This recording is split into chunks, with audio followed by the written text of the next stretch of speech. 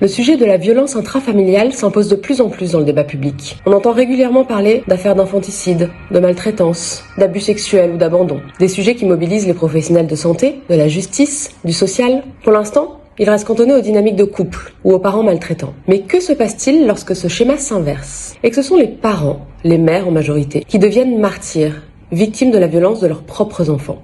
Ce phénomène particulier est malheureusement méconnu, sans doute parce qu'il dérange, qu'il semble inadmissible ou incongru. Pourtant, selon une étude menée par le ministère de la Justice en 2020, près de 8% des mères rapportent avoir été victimes de violences physiques ou verbales de la part de leur enfant. J'ai décidé de rencontrer 3 de ces femmes pour qu'elles partagent leur expérience. L'une d'entre elles est mon amie. Si je suis tout à fait honnête, c'est la raison pour laquelle j'ai décidé de m'intéresser à ce sujet. Chacune a son histoire, chacune a son parcours, mais toutes ont en commun de vivre cette épreuve d'une complexité extrême et qui s'infiltre dans tous les aspects de leur vie.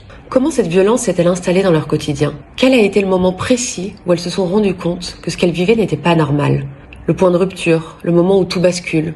Et après, quel impact sur leur couple, sur leur rôle de mère, sur leur vie sociale, la peur, la culpabilité, la honte et la recherche d'aide, souvent entravée par la crainte du jugement. Donner la parole, c'est une manière de briser leur silence et leur isolement.